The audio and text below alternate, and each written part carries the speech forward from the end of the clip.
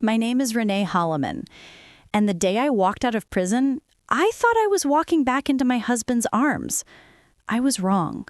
4 years. That's how long I spent behind bars for a crime I didn't commit. 4 years of counting days, clutching memories, and believing that love could survive anything. The guards told me I had visitors during those first months. Howard came. My husband came. He sat across from me in that cold visiting room, held my hands through the glass partition, and promised me we'd make it through. Then the visits stopped.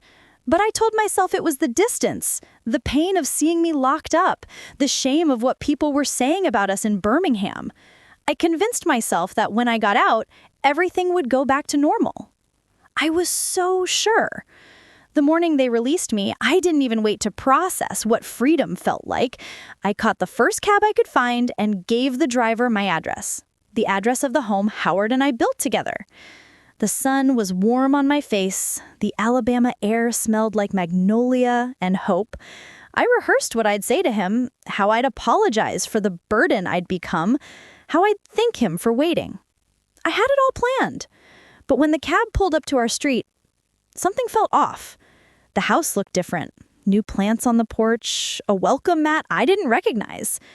I paid the driver with shaking hands and walked slowly toward the front door. I knocked. No answer. I knocked again, harder this time, my heart hammering against my ribs. Still nothing. So I walked around to the side of the house and looked through the window. The furniture was rearranged. The curtains were new. Someone had been living here, but it didn't feel like my home anymore. That's when I heard a voice behind me. "Miss Renee? Is that really you?" I turned to see Miss Wanda, our neighbor, standing at the edge of her yard. Her face went pale the moment our eyes met, and I knew, right then, I knew that something terrible had happened. My throat tightened. "Wanda, where's Howard?" She looked down at her feet. Her hands were trembling. "Baby," she said softly, "Howard passed away. Last year." The words hit me like a freight train. Passed away! My husband was dead. The man I survived prison for. The man whose memory kept me breathing through the worst nights of my life. The man I loved with every broken piece of my heart. Gone. I don't remember falling, but I remember the pavement rushing up to meet me. I remember Wanda's arms around my shoulders. I remember the sound of my own voice screaming a question I already knew the answer to.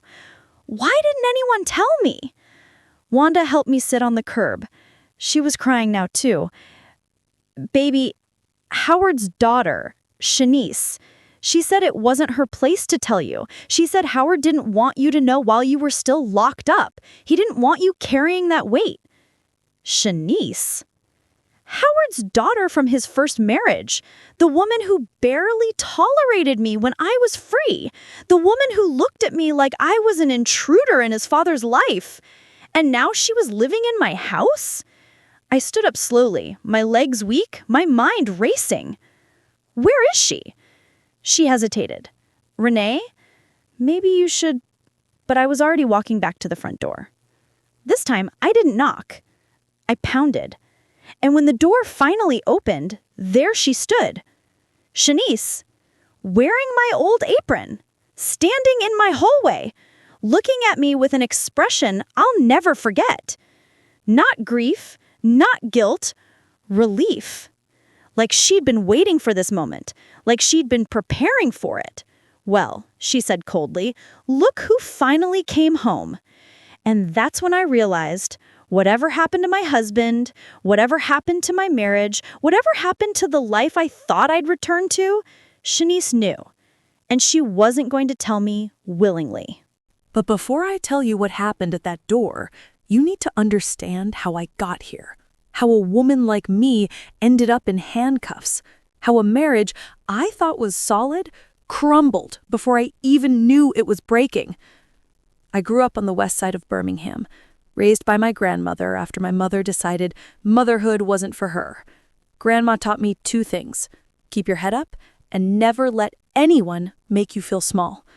I carried those lessons into my first marriage, a disaster that drained my bank account and left me questioning if I even knew what love looked like. Then, I met Howard. It was at a church outreach program. I was 31, newly divorced, and volunteering to keep myself busy. He was quiet, standing in the corner with grease-stained hands, waiting for the free meal. A mechanic, steady, respectful. The kind of man who didn't need to fill every silence with words. We started talking, then dating, then building something I hadn't felt in years, safety. Howard wasn't flashy. He drove a pickup truck older than a relationship. He worked long hours at the shop and came home smelling like motor oil and hard work. But every night, he'd wash his hands twice, sit down at our small kitchen table, and ask me about my day like it mattered. Because to him, it did. A year later, we got married. Small ceremony, just us, a preacher, and a few friends. I moved into his house, a modest place with a front porch that creaked, and a backyard that needed work, but it was ours. Then he introduced me to Shanice, his daughter from a previous relationship, 23 years old, sharp-tongued, guarded. She looked at me that first day like I was trespassing on sacred ground. "So, you're the new wife," she said, arms crossed. I tried to smile. "I'm Renee. It's nice to finally meet you." She didn't return the smile. Howard squeezed my hand.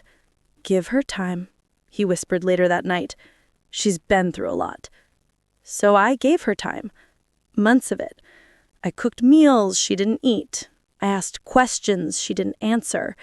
I tried to build a bridge she kept burning. But I didn't push. Howard loved her, and I loved Howard. So I tolerated the coldness, the short responses, the way she looked at me like I was temporary. Maybe she knew something I didn't. Life settled into a rhythm. I ran a small home cleaning business. Nothing fancy, just helping elderly folks keep their houses tidy. Howard worked at the shop. We laughed together. We planned a future. We talked about maybe buying a bigger house one day, somewhere with a garden. I thought we were happy. Then, Miss Lorraine Carter entered my life. She was one of my clients, a sweet woman in her 70s with dementia, and a nephew who visited twice a year to ask for money. I cleaned her house every Thursday. I made sure she ate. I reminded her to take her medication. I cared about her. So when the police showed up at my door on a rainy Thursday afternoon, I thought someone had hurt her.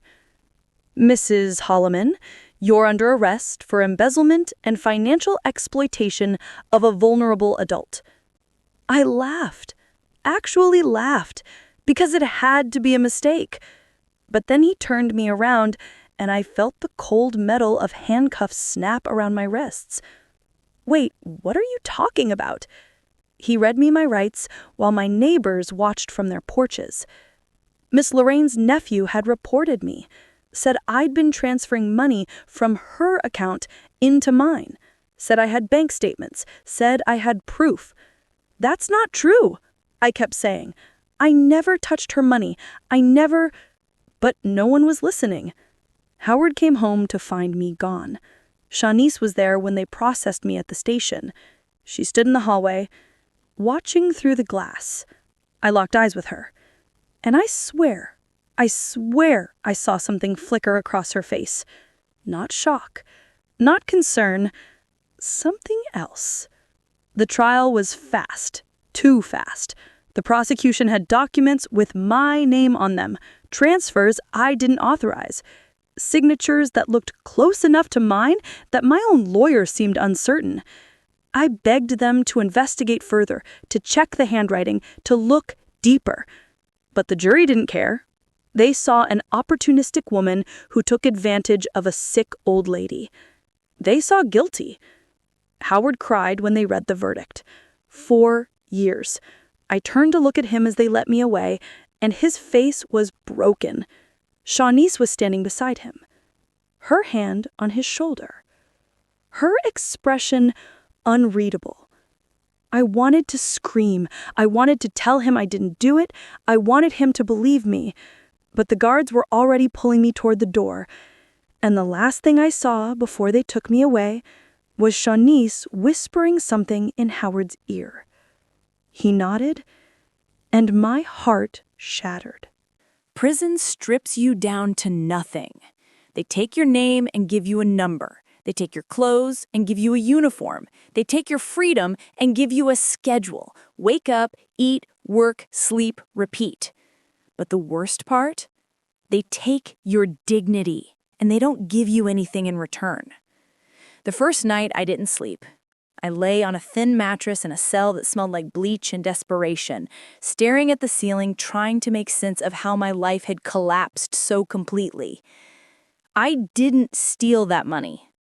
I knew I didn't, but the evidence said otherwise. And in a courtroom, evidence speaks louder than truth. The other women inside didn't care about my story. Everyone claimed they were innocent. Everyone had been wronged. So I stopped talking about it. I kept my head down. I followed the rules. I survived. Howard visited during the first few months. He'd sit across from me in the visiting room, separated by thick glass, holding the phone to his ear. His eyes were always tired, his hands always shaking slightly. "I'm working on an appeal," he'd say. "My lawyer says there might be a chance." I didn't do it, Howard. I know, Booby. I know. But there was something in his voice, something strained, like he wanted to believe me but wasn't sure he could. Shanice never came. Not once. I asked about her during one visit, and Howard's face tightened. "She's dealing with her own stuff," he said quietly. "This has been hard on her, too." Hard on her? I was the one locked up for something I didn't do. But I didn't argue. I couldn't afford to. Howard was all I had left. The visits became less frequent after the first year, once a month, then every other month. He always had a reason. Work picked up, the truck broke down, he wasn't feeling well. I told myself it was okay, that he still loved me, that he was just struggling to cope. Then the visits stopped altogether. I waited in that visiting room 3 times, watching other inmates hug their families, and he never showed. I called the house, no answer. I wrote letters, no response. The silence was worse than the conviction. I started to wonder if he had moved on, if he'd met someone new, if Shanice had finally convinced him I wasn't worth waiting for. But I held on to hope, because hope was the only thing prison couldn't take from me. I made a friend inside, a woman named Tanya, who was serving time for check fraud. She was older, wiser, and she didn't judge me. "Men can't handle this," she told me one day in the yard. "They say they can, but they can't. The waiting breaks them." "Howard's not like that," I said. She gave me a look that said she'd heard that before. Maybe he's not, but even the good ones get tired. I didn't want to believe her. But as the months turned into years, I started to. I threw myself into the routines. I worked in the kitchen, I took classes, I read books until the words blurred together. Anything to keep my mind from wondering what Howard was doing, who he was with, whether he still thought about me at night. The other inmates talked about their release dates like they were counting down to heaven. I counted down too. But my countdown wasn't about freedom. It was about seeing Howard again, holding him, proving to him that I was still the woman he married, that I was still worth loving. When my release day finally came, I barely slept the night before. I packed the few belongings I'd accumulated, letters, photos, a small Bible Grandma had sent me. The morning they let me out, the air felt different, heavier. The world had kept moving while I'd been frozen in place. I walked through those gates with one thought in my mind: go home. The cab ride felt like it took forever. I watched Birmingham pass by through the window, streets I recognized, buildings that had changed, people living lives I'd been absent from. When we pulled up to the house, my chest tightened. This was it. This was the moment I dreamed about for 4 years. But something was wrong. The house looked different, felt different. And when Miss Wanda told me Howard was dead, the world I'd been clinging to collapsed completely. I sat on that curb, numb, trying to process the impossible. My husband was gone. The man I'd survived for. The man I'd counted on. Dead. And no one had told me. Wanda helped me stand. I'm so sorry, baby. I thought someone would have reached out to you. How did he die? I asked her. She hesitated. I don't know all the details. Shanice handled everything. She said it was sudden. Sudden. That word echoed in my mind. Howard was strong, healthy. He didn't just die suddenly. Something wasn't right. I looked at the house again. My house. The house I'd left behind when they arrested me. Shanice was inside, living in my home, sleeping in my bed, wearing my apron, and she hadn't told me my husband was dead. The grief I felt started twisting into something else. Anger, suspicion, determination. I walked back to that door, and this time, I wasn't asking permission. I was getting answers. The door opened, and there she stood, Shanice. She'd gained weight. Her hair was pulled back in a messy bun. She wore an apron I recognized, the one Howard bought me for Christmas 3 years ago, the one with tiny flowers stitched along the pocket. Seeing it on her felt like a violation. "Well," she said, her voice flat, "look who finally came home." I wanted to scream. I wanted to collapse. I wanted to demand why no one told me the man I loved was dead. But I steadied myself. Where is he buried? She leaned against the doorframe like we were discussing the weather. Lincoln Memorial, Plot 47, Row C. My throat burned. Why didn't you tell me? Tell you? She laughed, a short, bitter sound. You were in prison, Renee. What were we supposed to do, send you a sympathy card? I was his wife. Her expression hardened. You were his wife, past tense. The words hit me like a slap. What are you talking about? She crossed her arms. Dad filed for divorce 2 years ago. Said he needed closure. Said he couldn't keep waiting for someone who destroyed his reputation. My knees went weak. That's not true. Howard wouldn't what? Leave you? Wake up, Renee. He did.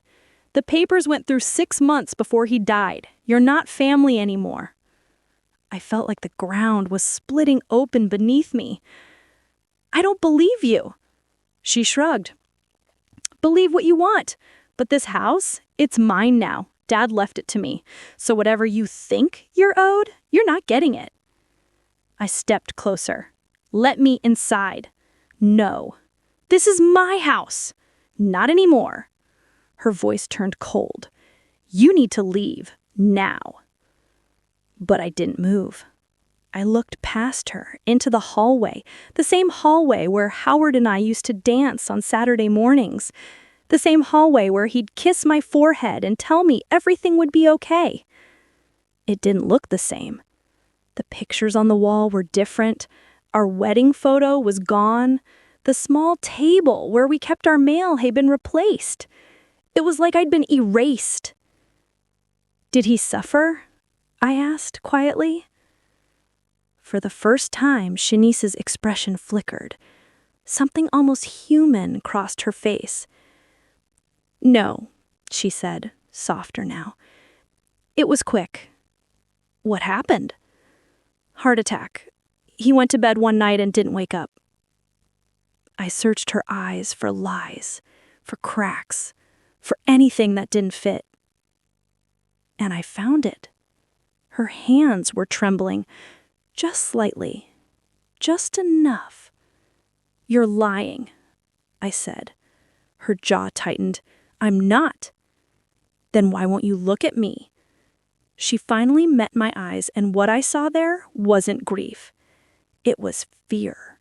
She was afraid of something. Afraid of me? Or afraid I'd find out the truth? "I'm going to figure out what really happened," I said quietly. "And if you had anything to do with it, you're crazy," she snapped, stepping back. "Maybe you did steal that money. Maybe you deserve exactly what you got." She slammed the door in my face. I stood there, shaking, my heart racing. Howard was dead. Our marriage was supposedly over. And Shanice was living in our house, wearing my apron, looking terrified. None of it made sense. I turned and walked back down the porch steps, my mind racing. Miss Wanda was standing in her yard, watching. "You okay, baby?" I wasn't, but I nodded anyway. "Wanda, did Howard seem sick before he died?" She thought for a moment. "Now that you mention it, he did lose some weight, looked tired, but he never said anything to me." "Did Shanice move in before or after he died?" "Before, maybe 6 months before. Said she was helping take care of him." Take care of him? Or control him? I thanked Wanda and started walking. I didn't know where I was going. I just needed to move, to think. Howard wouldn't divorce me without telling me. He wouldn't leave everything to Shanice without explaining why. And he wouldn't just die suddenly without someone questioning it. Something was very, very wrong. And the only person with answers was the only person who refused to talk. I pulled out my phone, a cheap one I'd gotten after my release, and searched for Lincoln Memorial Cemetery. If Shanice wouldn't tell me the truth, maybe Howard would, even if I had to dig for it. Lincoln Memorial Cemetery sat on the edge of town, surrounded by oak trees and silence. I took a bus there the next morning. The ride felt longer than it should have. I kept replaying Shanice's words in my head, the divorce, the house, the way she looked at me, like I was a stranger, like I was the problem. When I reached the cemetery gates, I asked the front office for Howard's plot. The woman behind the desk typed his name into the computer, then frowned. "Plot 47, row C," she confirmed. "But ma'am, there's a note here." "What kind of note?" She hesitated. "It says to contact Luther Hayes if anyone comes asking about this grave. He's one of our groundskeepers." My stomach tightened. Why would there be a note? "I don't know, but Luther should be out by the south section. I can call him if you'd like." "No, I'll find him." I walked through rows of headstones, my chest aching with every step. The morning sun filtered through the trees, casting long shadows across the ground. When I finally found Howard's grave, I stopped breathing. The headstone was simple, too simple. Howard James Holloman, beloved father. That was it. No mention of me, no beloved husband. Nothing to indicate I'd ever existed in his life. I knelt beside the stone, my hand shaking as I touched the cold marble. "I'm sorry. I'm so sorry I wasn't here." The tears came fast and hard. 4 years of grief I'd been holding back, 4 years of believing he was waiting for me, only to find out he was gone. And worse, that maybe he'd stopped waiting long before he died. I don't know how long I sat there. Long enough for the sun to shift, long enough for my knees to ache against the ground. Then I heard footsteps behind me. "Are you Renee?" I turned to see an older man in a groundskeeper's uniform. His name tag read Luther Hayes. "Yes," I said, standing slowly. "You knew my husband?" Luther nodded, his expression careful. "I did. Good man. Came by here before it was his time, actually." "What do you mean?" He looked around, then stepped closer, lowering his voice. "About a year before he passed, Howard came here to pick out his plot. Said he wanted everything arranged, didn't want to leave a burden on anyone." My chest tightened. Was he sick? He didn't say, but he looked tired, real tired. Luther paused. He also left something. Left what? A letter. Said if a woman named Renee ever came looking for him, I was supposed to give it to her. My heart slammed against my ribs. He left me a letter? Luther reached into his jacket pocket and pulled out a sealed envelope. My name was written across the front in Howard's shaky handwriting. I took it with trembling hands. He made me promise, Luther said quietly, made me swear I'd keep it safe until you showed up. Said it was important. I stared at the envelope, afraid to open it, afraid of what it might say. Thank you, I whispered. Luther nodded and walked away, leaving me alone with the last words my husband would ever say to me. I sat back down beside the grave and carefully tore open the envelope. Inside was a single piece of paper, folded twice. The handwriting was messier than I remembered, shaky, uneven, like he'd been struggling to hold the pen. Renee, if you're reading this, they lied to you. I never filed for a divorce. I never stopped loving you. I tried to visit, but they said you didn't want to see me. I tried to call, but the number didn't work. I don't know what's happening, but something is wrong. I'm scared. Scared for you, scared for me. Trust no one, especially not Shanice. I'm sorry I couldn't protect you. I'm sorry I couldn't fix this. Please be careful. Howard. The letter slipped from my hands. He never divorced me. He never abandoned me. Someone had lied. Someone had kept us apart. And that someone was living in my house, wearing my apron, pretending to grieve. I looked down at the grave, my vision blurred with tears. I'll find out what happened. I promise. The wind picked up, rustling the leaves above me, and for the first time since walking out of prison, I felt something other than grief. I felt rage. I didn't go back to Shanice's door. Not yet. If I was going to confront her, I needed proof. Real proof. Not just a letter and a gut feeling. I needed to see those divorce papers myself. The county records office was a 20-minute bus ride from the cemetery. I spent the entire trip staring at Howard's letter, reading his words over and over until they burned into my memory. They lied to you.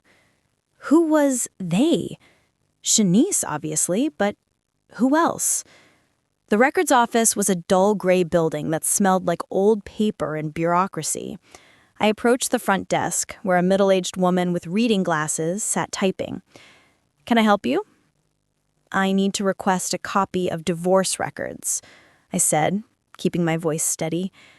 "Howard Holloman and Renee Holloman." She didn't look up. "Date filed?" "I'm not sure. Sometime in the last 3 years." She sighed and started typing, her long nails clicking against the keyboard. After a moment, she frowned. "Holloman. Howard and Renee. Here it is. Filed 2 years ago. Finalized 18 months ago." My stomach dropped. So the divorce was real, or at least it existed on paper. "Can I see it?" She printed the documents and slid them across the counter. I stared at the pages, my hand shaking. There it was, a petition for divorce. Grounds, irreconcilable differences, filed by Howard James Holloman. And at the bottom, his signature. I looked closer. Something was wrong. The signature didn't look right. Howard always signed his name with a heavy hand, bold, confident strokes. This signature was lighter. The curves were off, the spacing between letters uneven. "Excuse me," I said. "Does anyone verify these signatures?" The clerk looked at me over her glasses. "They're notarized. See the stamp?" I checked the corner of the page. Sure enough, there was a notary seal, but the signature still felt wrong. "What about my signature?" I asked. She flipped to the next page. There, respondent's signature. I stared at it. That wasn't my signature either. It was close. Very close. Someone had studied my handwriting and done a decent job replicating it, but the capital R in Renee, I always looped it twice. This one only looped once. "This isn't my signature," I said firmly. The clerk raised her eyebrow. "Ma'am, it's notarized." "I don't care. I was in prison when this was supposedly signed. I never saw these papers. I never agreed to a divorce." Her expression shifted slightly, less annoyed, more concerned. "If you believe the documents were forged, you'll need to file a formal complaint." "With who?" "Start with the notary. Their information is on the seal." I looked at the stamp again. Notary. T. Granger. Commission number 8847123. T. Granger. That name. Where had I heard that name? Then it hit me. The sticky note I'd imagined finding during my mental break-in scenario, the name I'd connected to Shanice in my mind during my mental break-in scenario, but I didn't actually break in yet. I didn't actually know if that name was real. Unless... "Can you look up this notary for me? T. Granger?" She typed for a moment. "Thomas Granger, licensed notary public. Office address is 1247 Parkview Street." I wrote it down quickly. "Thank you." I left the building and stood outside, trying to steady my breathing. Someone had forged both our signatures. Someone had filed for divorce without either of us knowing. Someone had stolen my marriage on paper while I was locked away. And that someone had used a notary named Thomas Granger to make it look legitimate. I pulled out my phone and searched the address. Granger's office was downtown, a small legal services building, the kind of place that offered cheap document filing, notarizations, and quick legal work. I needed to talk to him. But first, I needed to know what I was walking into. I called the office. A woman answered on the second ring. "Granger Legal Services." "Hi, I'm trying to reach Thomas Granger." "Mr. Granger is currently with a client. Can I take a message?" "I need to ask him about a notarization he did 2 years ago." "What kind of notarization?" "Divorce papers for Howard and Renee Holloman." The line went silent for a moment too long. "Ma'am, I'll have to ask you to come in during office hours if you'd like to discuss..." "I just need to know if he remembers the case. I can't discuss client matters over the phone. I'm not asking about a client. I'm asking about me. I'm Renee Holloman, and I never signed those papers." Another pause. "You should speak with Mr. Granger directly." The line went dead. I stood there, staring at my phone. She'd hung up on me. Why? Because Granger knew something? Or because someone had warned me I might come asking questions? Either way, I wasn't going to get answers over the phone. I checked the time. His office closed at 5. I had 3 hours. I started walking toward the bus stop, my mind racing. Howard's letter said to trust no one, but someone had to know the truth. Someone had forged those papers.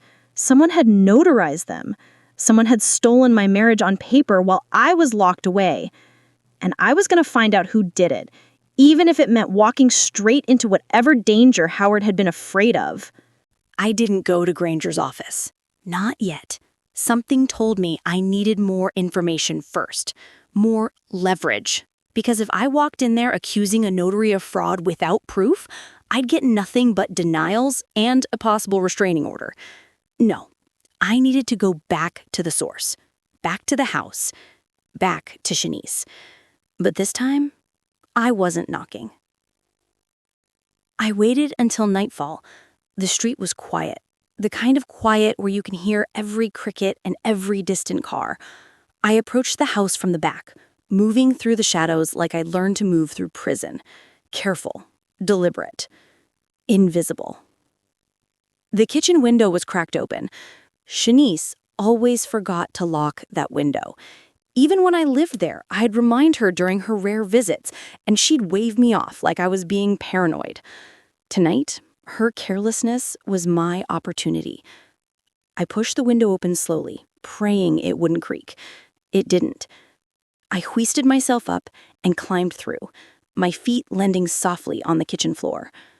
The house smelled different. Vanilla candles instead of Howard's cedarwood incense, fast food containers on the counter, dishes piled in the sink. This wasn't a home anymore. It was a place someone was squatting in.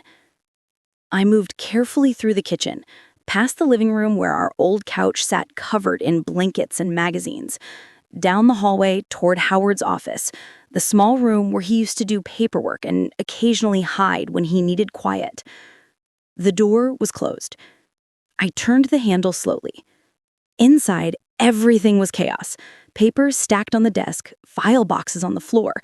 It looked like Shanice had been searching for something, or hiding something. I started with the desk. Bills. So many bills. Medical bills. All addressed to Howard.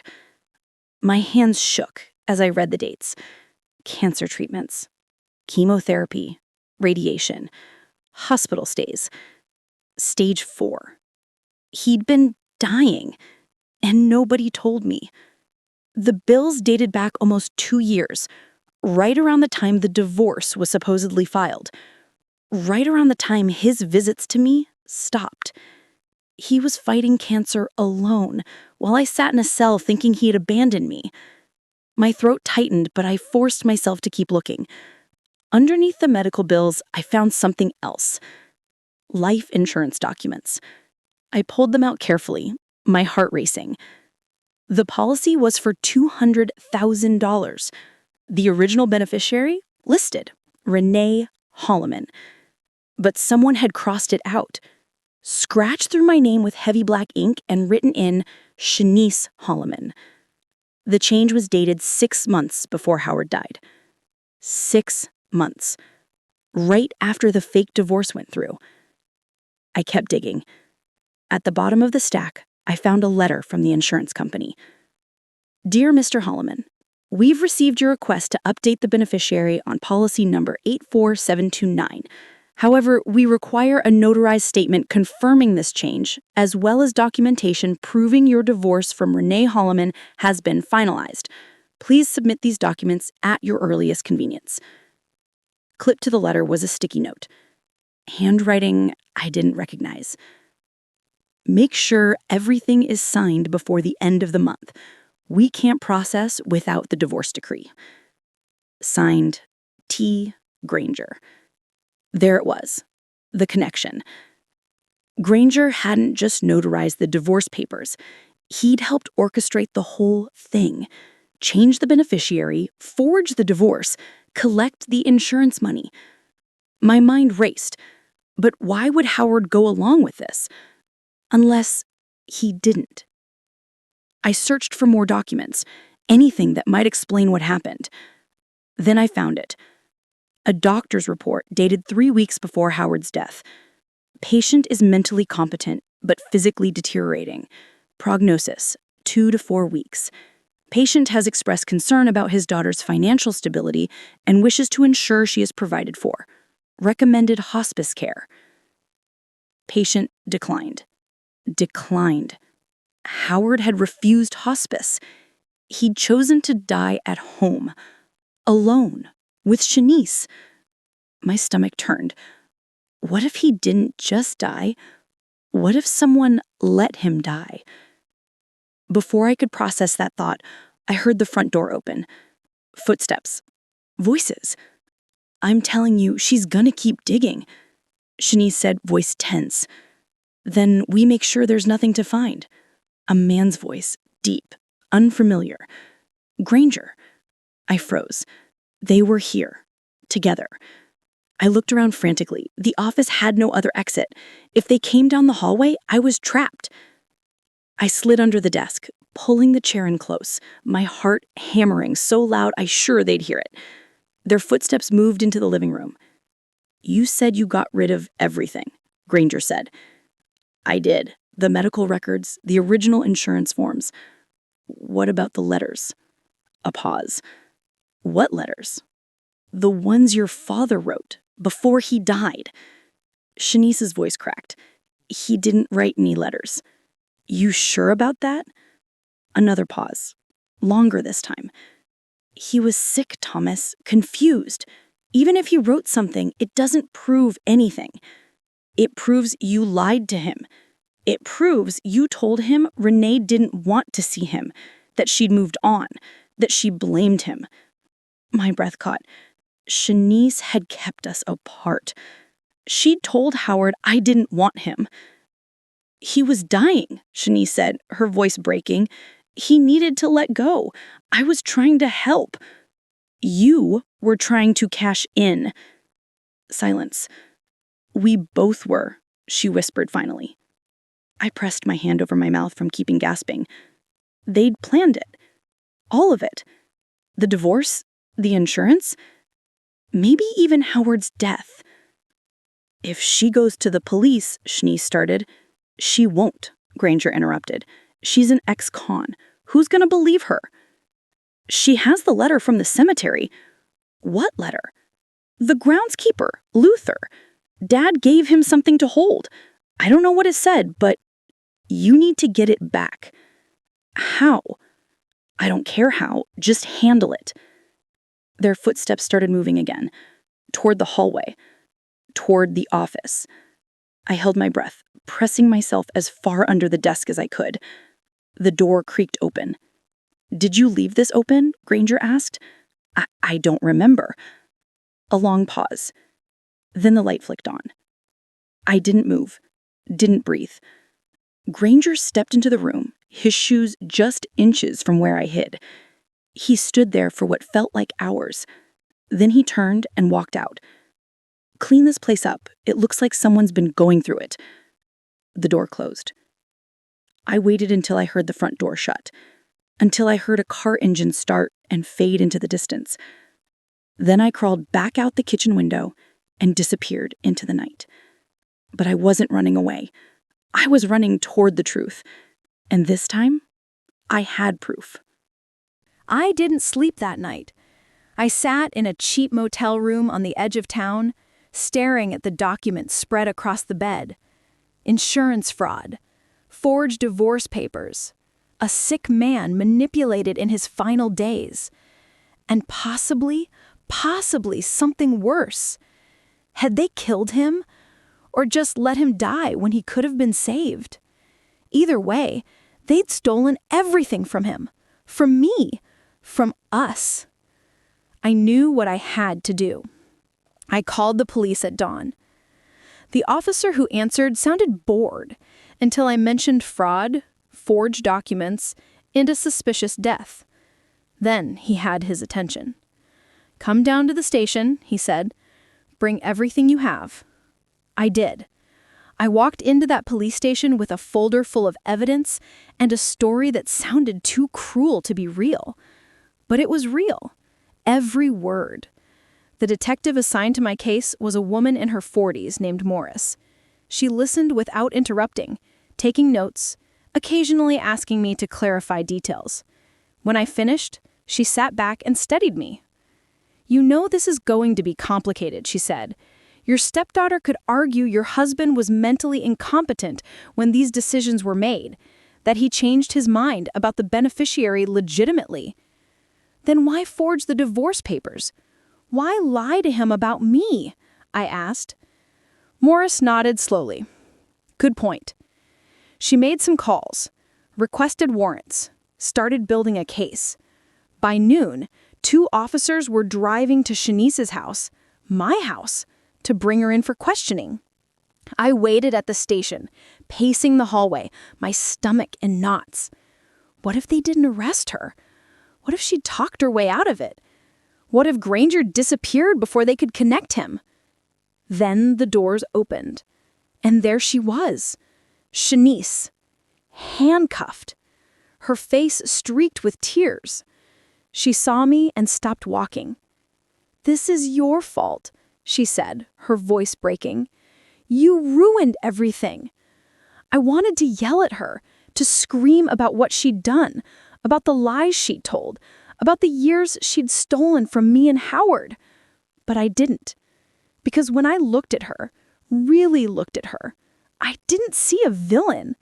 I saw a broken woman who'd lost her father and made terrible choices trying to cope. Detective Morris led her into an interrogation room.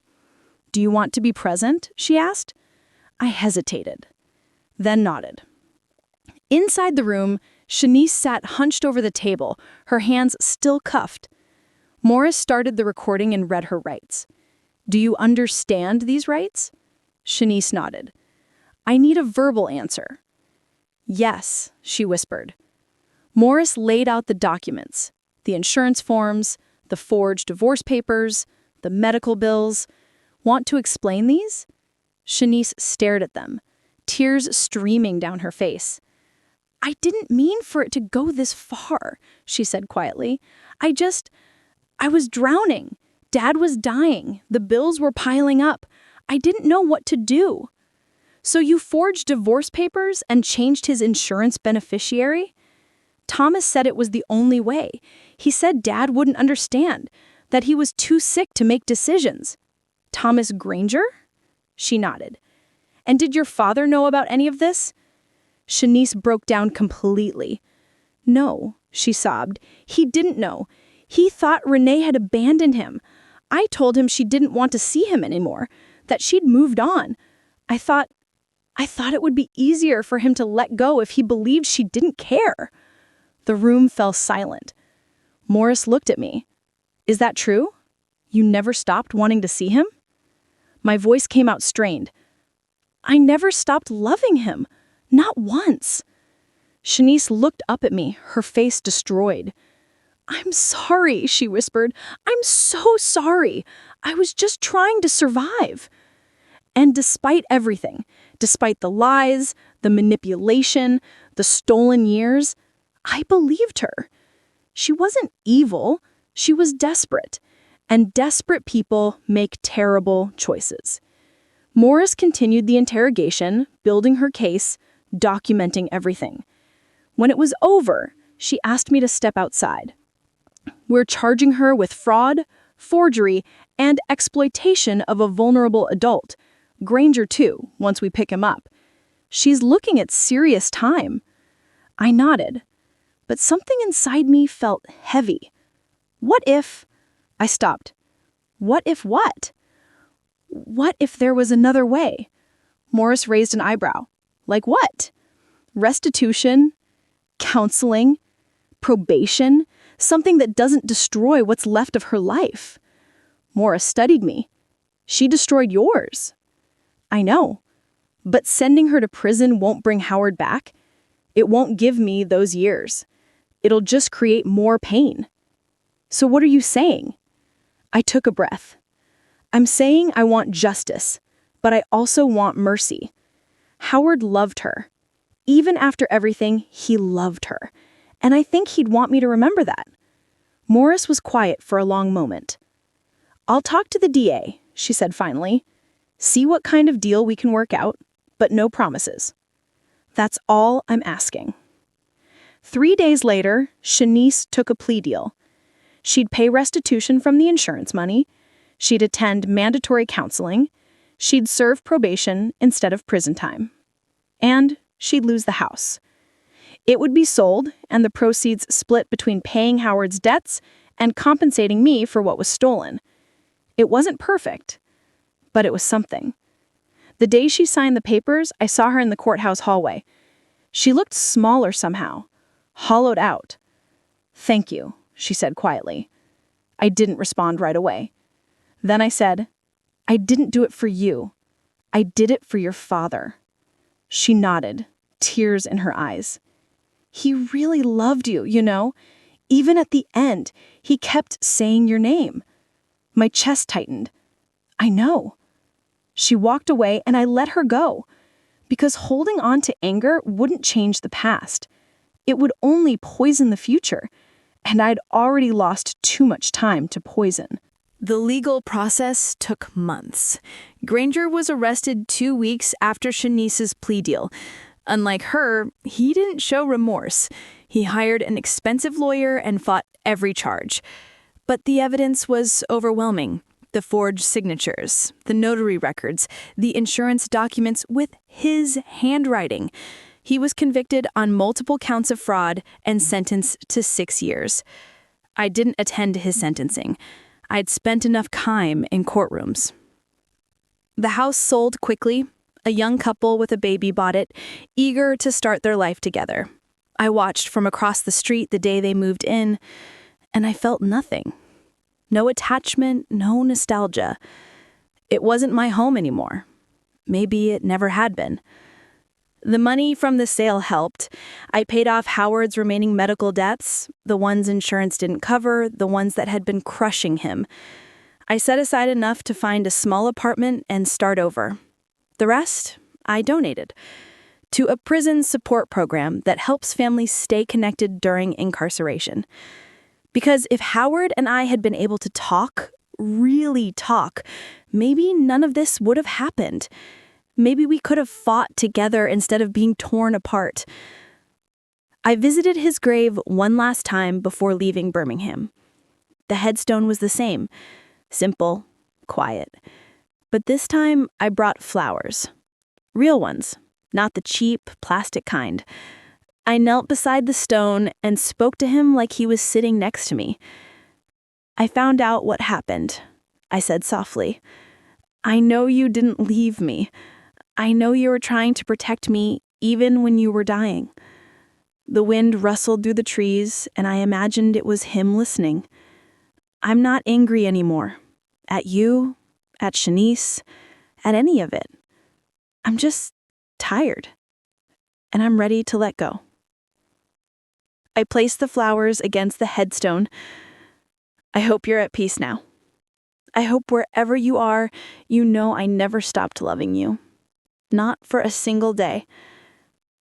I stood up slowly, brushing dirt from my knees. Then I noticed something odd. The ground near the headstone looked freshly disturbed, like someone had been digging. I frowned and knelt back down, running my hand over the soil. There was something there. A small metal box, barely visible beneath the dirt. My heart raced as I pulled it free and opened it. Inside was another letter. This one wasn't from Howard. It was from Luther, the groundskeeper.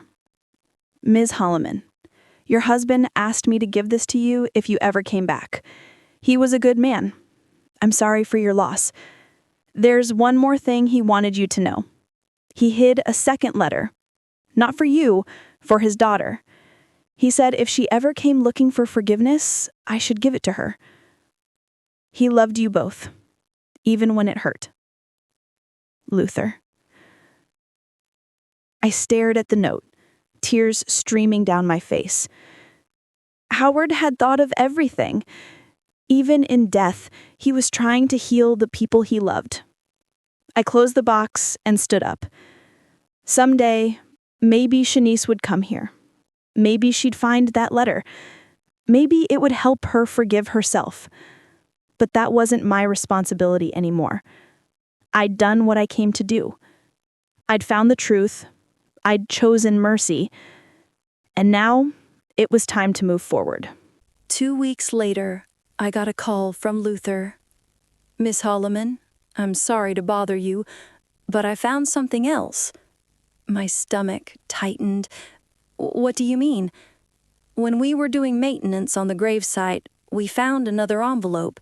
It was tucked inside the metal box with my note. I don't know how I missed it before." "What does it say?" "It's addressed to you, in your husband's handwriting." My hands started shaking. "Can you bring it to me?" "I'm actually heading into town this afternoon. I could drop it by if you give me your address."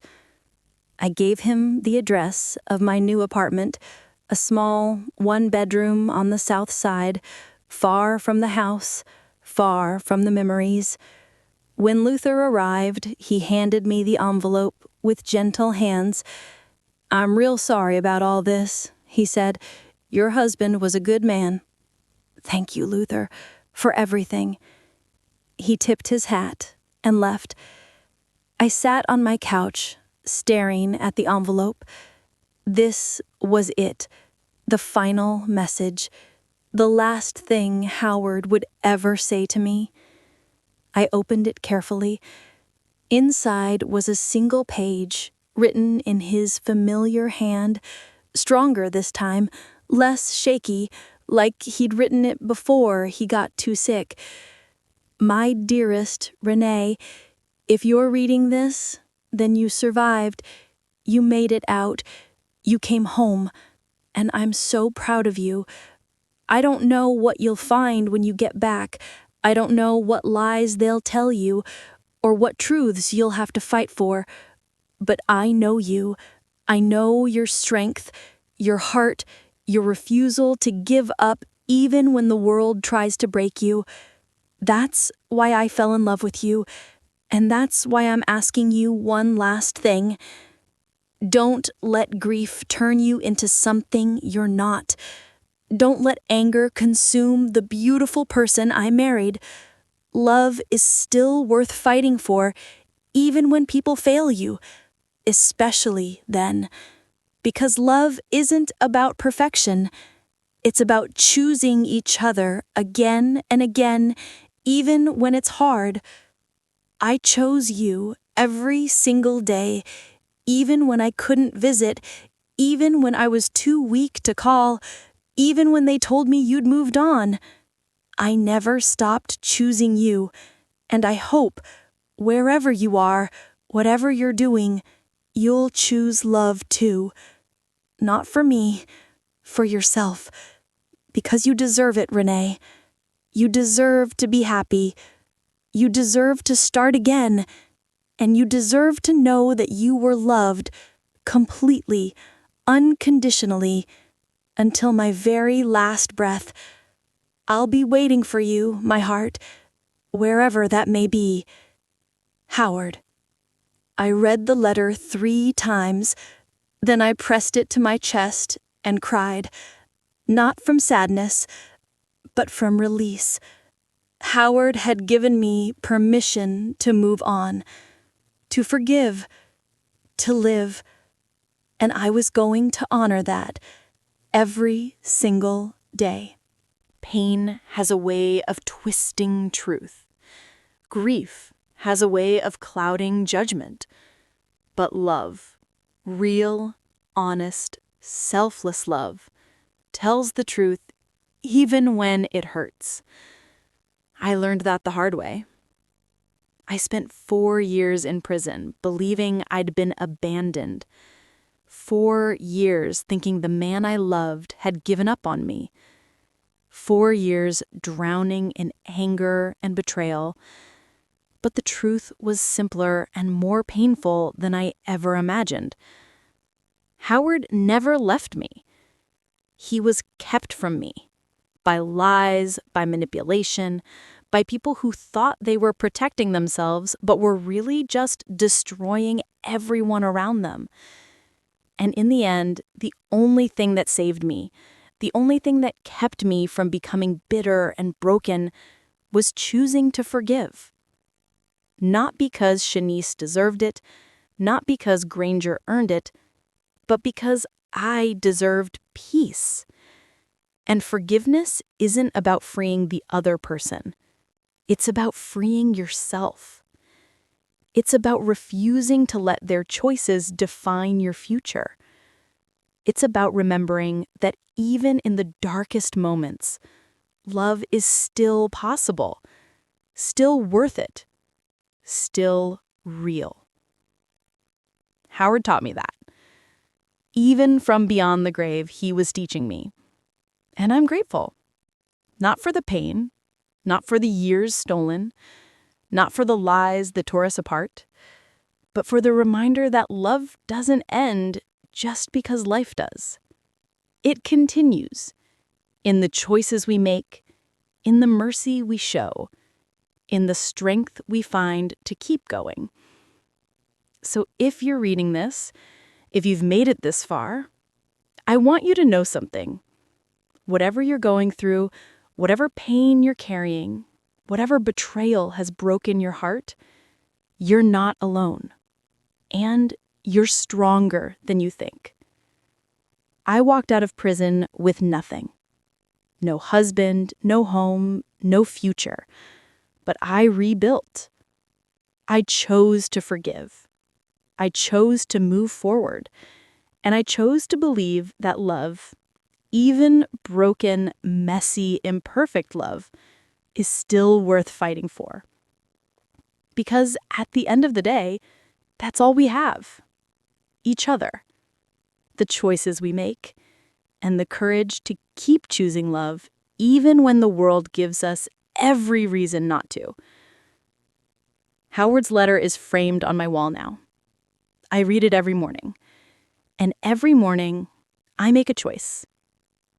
To forgive, to love, to live. Not because it's easy, but because it's right. And if my story taught me anything, it's that doing the right thing, even when it costs you everything, is always worth it. Always. So thank you for listening. Thank you for walking this journey with me. And if you take anything from my story, let it be this. Pain can twist truth. Grief can cloud judgment. But love, real love, tells the truth even when it hurts. And forgiveness isn't about freeing the other person. It's about freeing yourself. Choose freedom. Choose love.